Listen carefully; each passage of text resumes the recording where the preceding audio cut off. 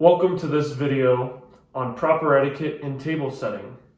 I myself will be representing how to have good etiquette in proper situations, and he will show you the not so good ways how to have etiquette in nice places. This is very important for when you go out to a nice restaurant in the future or during dances. We're going to start with step one, just the plate itself. We have the plate, which will usually have a nice napkin on it.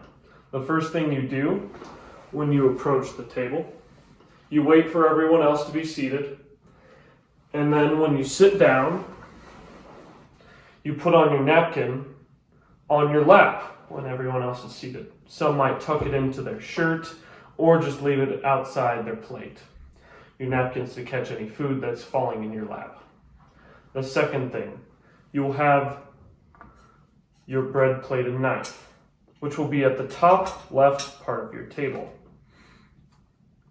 The third thing, you will have your glasses for your drink.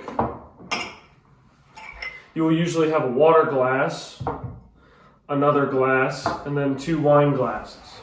But for the purpose of this video, you won't have wine glasses because we're all in high school. At the top of your setting, you will usually find a fork and a spoon.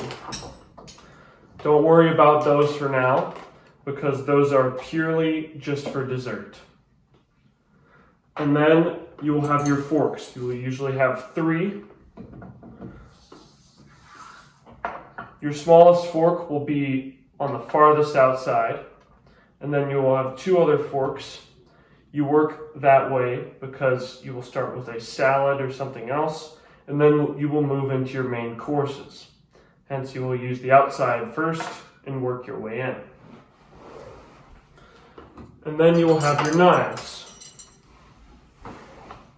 You will have usually a spoon on the outside and your 2 knives on the inside, again working your way out from a soup to another fork for an earlier appetizer or something else, to your main dish, knife for cutting a steak or something like that.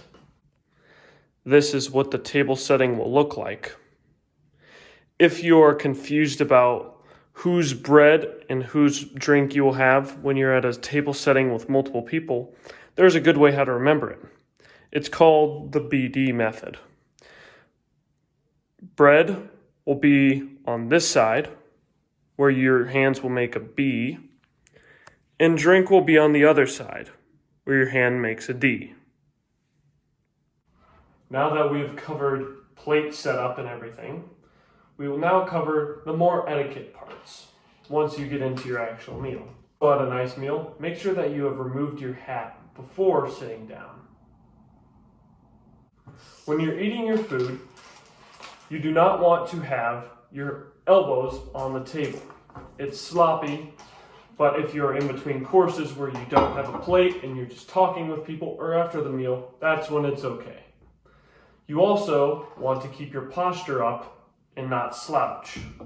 Your back should not be resting against the back of the table, because again, that is just showing people that you're just sort of there. Another thing, Justin, will you please pass the salt? Yeah, sure thing. Notice how he just passed me the salt. And while that's what I asked him to do, that's not what you're technically supposed to do. Justin, will you please pass me the salt? See, he passed me both the salt and the pepper. Because when someone usually needs the salt to season their food with one thing, they usually need the other. When you're asking for someone to pass a course around, when you have shared sides like a basket of rolls or thing of potatoes that you dip onto your own plate, you never reach like this. You reach across, you pass across this way, you take it out on your plate, and then you hand it with your other hand, as to never elbow someone. You'll always have a better angle passing by crossing your body. Finally, we also have cutting and eating your food. So, as most people know, you're supposed to eat things with just your right hand. You poke them and eat them like that. But then when it comes to cutting and eating your food, you're supposed to grip your fork with your left hand, take your knife with your right hand, usually with pointers on the back of them so that you can have the most support. You cut with your knife and you eat with your fork. When you no longer need your knife to cut things, you switch back to your right hand and use it to eat your food. Common mistake Justin makes on nice dinners.